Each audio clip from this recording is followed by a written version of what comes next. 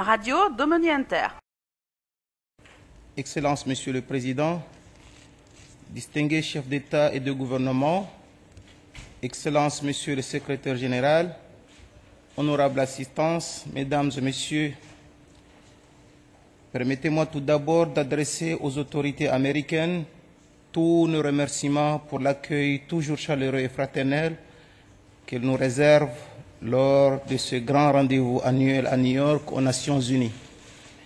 Ensuite, mes très sincères félicitations vont à l'endroit de la présidence à laquelle je formule des vœux de réussite pour un excellent déroulement des travaux de la 68e session ordinaire des Nations Unies consacrée au programme de développement pour l'après 2015. Enfin, au nom de ma délégation et au mien propre, je voudrais m'associer aux autres chefs de délégation ici présents pour exprimer toute ma gratitude au secrétaire général de notre organisation, son Excellence Ban Ki-moon, pour sa disponibilité à servir notre monde avec l'engagement et l'abnégation que nous lui connaissons. Excellences, Mesdames et Messieurs, au moment où le monde est confronté à des crises gravissimes, des actes terroristes aveugles et barbares que nous condamnons avec la plus grande fermeté viennent d'être perpétrés au Kenya, faisant des dizaines de victimes innocentes, parmi lesquelles des femmes et des enfants. Au moment où les conflits armés mettent à l'épreuve notre capacité commune à bâtir un monde où régnera la paix, la crise qui secoue la Syrie depuis 2 ans et demi, avec ses lots de détresse et de drames humains, doit nous interpeller afin de parvenir rapidement à un règlement de ce conflit et mettre fin ainsi aux souffrances endurées par le peuple syrien. Nous condamnons fermement l'usage en Syrie d'armes chimiques contre des populations innocentes, tout comme nous condamnons avec la même énergie les acteurs de cet acte horrible. Je voudrais, dans le même sens, attirer solennellement notre attention à tous sur les autres crises, les autres mots qui pourraient nous sembler mineurs ou insignifiants alors qu'ils sont eux aussi tout aussi graves. Ils le sont, d'autant plus qu'ils engendrent de lourdes pertes humaines et le plus souvent ils nourrissent pour ceux qui les vivent quotidiennement un sentiment de frustration, de mépris et d'abandon.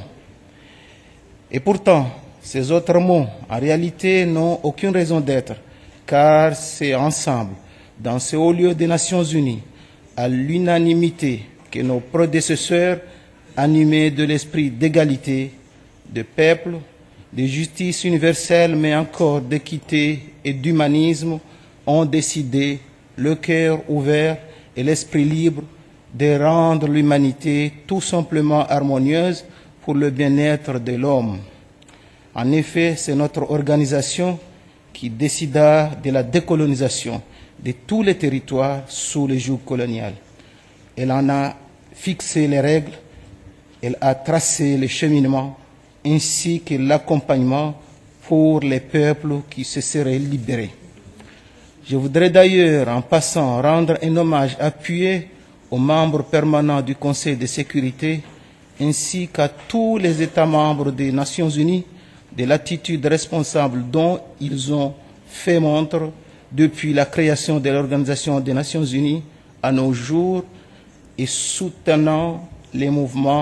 soutenant les mouvements et organisations de libération nationale, surtout dans notre continent, l'Afrique. Cependant, il est regrettable que 68 ans après sa création et après l'adoption de sa charte, que cette même Assemblée constate malheureusement encore aujourd'hui qu'il reste un territoire d'un petit État insulaire, en l'occurrence le mien, l'archipel des Comores, sous domination d'un autre État, celui-là, une grande puissance, membre permanent du Conseil de sécurité, j'ai nommé l'État français. Et pourtant, notre organisation s'est prononcée sans équivoque en faveur de l'indépendance de l'archipel des Comores. Ce fut conformément aux résolutions 1514 du 14 décembre 1960 portant déclaration sur l'octroi de l'indépendance au pays et aux peuples coloniaux et 26-21 du 12 octobre 1970 contenant le programme d'action pour l'application intégrale de la déclaration. Aussi, aux résolutions 3161 du 14 décembre 1973 et 3291 du 13 décembre 1974 qui réaffirment l'unité et l'intégrité territoriale de l'archipel des Comores et le droit inaliénable de son peuple à l'autodétermination et à l'indépendance. C'est ainsi que, par sa résolution numéro 376 du 17 octobre 1975, votée à l'unanimité, le Conseil de sécurité a demandé instamment à l'Assemblée générale d'admettre les Comores à l'Organisation des Nations unies. Les Comores sont donc devenus membres de l'ONU en vertu de la résolution 3385 du 12 novembre 1975 qui réaffirme la nécessité de respecter l'unité et l'intégrité territoriale de l'archipel des Comores, composé des îles d'Anjouan, de la Grande Comore, de Mayotte et de Moélie. Je dois rappeler que tous les pays membres, y compris les pays européens, ont voté pour cette résolution. La France ne s'y est pas opposée. Honorable assistance, chacun de vous, chef d'État et de gouvernement, garant de l'indépendance et de l'intégrité de son territoire, peut-il s'imaginer la frustration et la torture morale qu'un chef d'État vit au quotidien face à une situation aussi dramatique? En m'adressant à vous, ainsi, je laisse parler mon cœur et rassurez-vous, tous mes concitoyens le font autant quotidiennement. Qu'avons-nous fait, nous, peuple comorien, de si grave pour que l'histoire ne nous traite pas comme tous les autres peuples du monde? Pourquoi devons-nous à chaque fois expliquer ou justifier l'unicité de notre peuple, de son histoire, de sa géographie ou de sa culture? En plus, lorsqu'on veut nous faire comprendre que c'est parce qu'une partie de notre population aurait exprimé un souhait de vouloir rester colonisée, alors nous nous interrogeons très sincèrement si l'on veut refaire la conférence de Berlin de 1885. Et si tel était le cas, devrions-nous comprendre qu'on voudrait aujourd'hui poser la question à tous les peuples qu'ils voudraient rester eux-mêmes ou changer de destinée? Et puisque la vocation de tout peuple est d'aspirer à être libre, qu'adviendrait-il lorsqu'un jour la population comorienne de Mayotte réclamait sa liberté vis-à-vis de la France? Quelle incohérence de l'histoire et quelles seraient les normes de droit international qui permettraient à notre organisation de trancher? Honorable assistance, depuis le 6 juillet 1975, date à laquelle mon pays, l'archipel des Comores, a accédé à la souveraineté, les Comoriens n'ont cessé de réclamer juste l'application du droit international, mais en vain. Pourtant, dans d'autres cas similaires, certaines grandes puissances exigent le respect de ce même droit international et obtiennent gain de cause. C'est ainsi que la circulation des personnes entre les îles de l'archipel des Comores, un droit inaliénable, est entravée par une décision incompréhensible et inadmissible des autorités françaises qui ont imposé en 1994 un visa entre Mayotte et les 3 îles comoriennes. Ce visa, honorable assistance, qui a à ce jour entraîné la mort de près de 10 000 de mes compatriotes, fait du bras de mer séparant Mayotte des autres îles le plus grand cimetière marin du monde. Notre conscience commune nous oblige à agir vite. Monsieur le Président, dans tous les forats internationaux, y compris onusiens, la communauté internationale, tout en reconnaissant le droit des Comoriens à recouvrer l'intégrité de leur territoire, a maintes fois demandé que les deux parties concernées, les Comores et la France, entrent en négociation en vue de trouver une issue durable et équitable à ce différend territorial malheureux, conformément à la législation internationale. Mes prédécesseurs, chacun, en ce qui le concerne, ont entamé des négociations avec l'État français, mais force est de constater que nous sommes toujours à la case de départ. Aussitôt élu président de la République, j'ai beaucoup réfléchi et j'ai beaucoup consulté. Les responsabilités qui sont désormais les miennes m'obligent à faire bouger les lignes, rester immuable voici 38 ans. Après une première rencontre avec mon homologue français François Hollande, à Kinshasa, en marge du sommet de la francophonie, j'ai compris que les nouvelles autorités françaises étaient disposées à trouver enfin une issue à la problématique comorienne. J'ai noté, et je dois l'avouer ici, que la France d'aujourd'hui est prête à endosser son rôle historique conforme à un État respectueux du droit international, quel que soit le sujet du droit international, et ce que la France vient de faire au Mali en est l'exemple le plus éloquent. Je voudrais d'ailleurs m'associer aux autorités et au peuple malien et au continent africain en général pour remercier les autorités françaises qui ont pris la décision responsable de faire en sorte que les forces armées de la République du Tchad ainsi que celles des pays de la région ouest africaine s'associent aux forces armées françaises pour que ce pays recouvre son unité et son intégrité territoriale.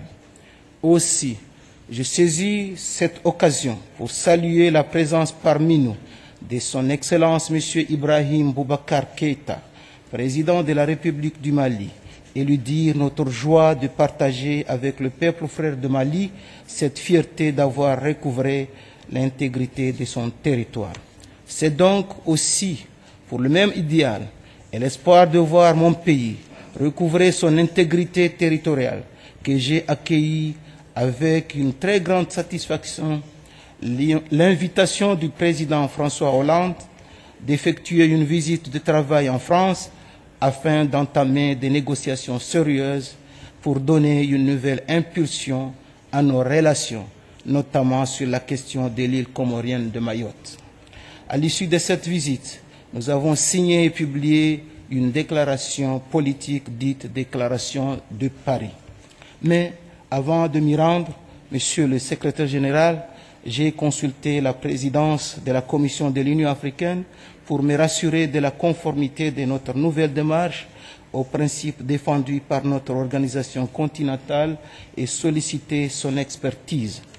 Je saisis d'ailleurs cette occasion pour exprimer toute notre gratitude à son Excellence Madame Zouma, président de la Commission de l'Union africaine, pour le soutien constant qu'elle apporte à notre pays.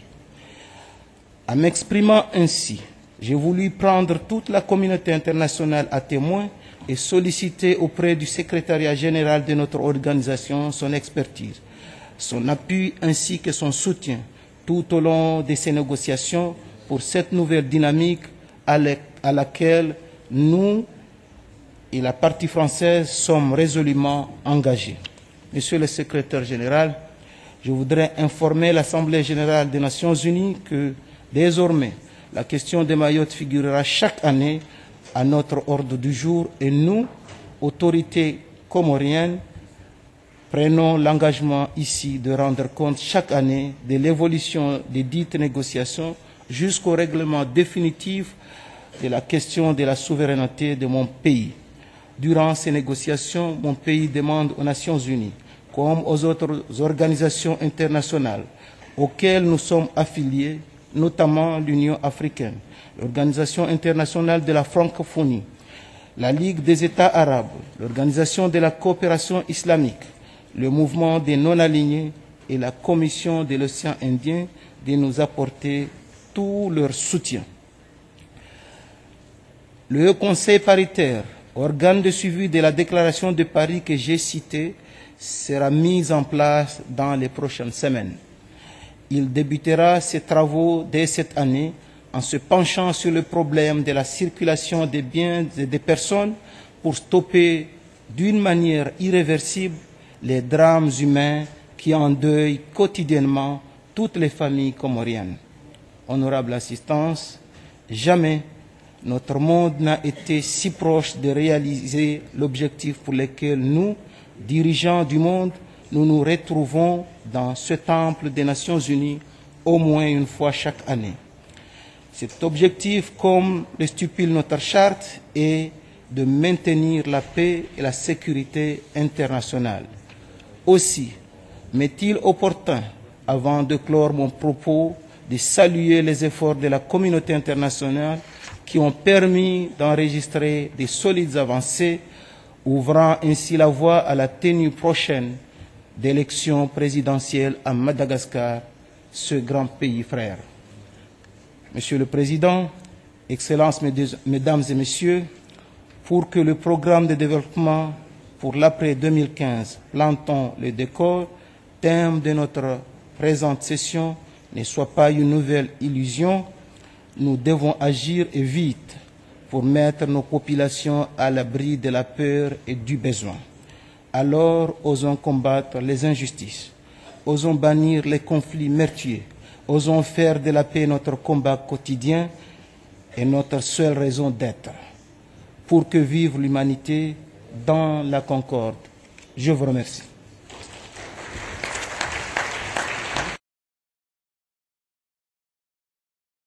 Radio Dominienter.